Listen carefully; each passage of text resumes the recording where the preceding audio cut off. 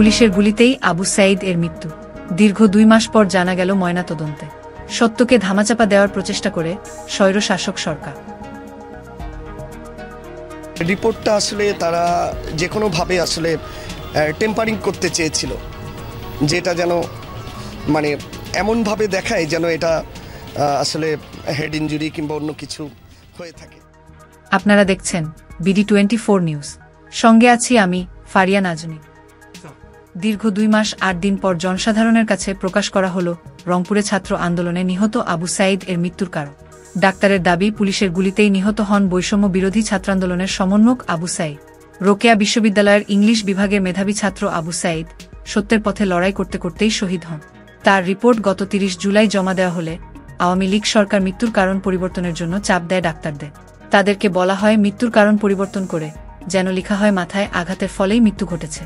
তার মৃত্যুর বিষয়ে প্রতিবেদন তৈরি করেছিলেন জেলা প্রশাসনের নির্বাহী ম্যাজিস্ট্রেট আহমদ সাদাত ও কোতোয়ালি থানার SI তরিকুল ইসলাম। সম্ভাব্য কারণের ঘরে লিখেছিলেন মাথায় আঘাতের কারণে আবু সাঈদ এর মৃত্যু হয়েছে, যা প্রাথমিকভাবে প্রতীয়মান হয়। মৃত্যুর দীর্ঘ সময় পর ময়নাতদন্তের প্রতিবেদন প্রকাশ করা হয়েছে। প্রতিবেদনে জানানো হয়েছে যে তার শরীরে ছিল বহু গুলির চিহ্ন। গুলি ঢুকে তার শরীরের বিভিন্ন অংশে গর্ত তৈরি করেছিল। অতিরিক্ত রক্তক্ষরণে মৃত্যু হয় তার। হেড ইনজুরির কারণে আসলে মৃত্যু হয় নাই।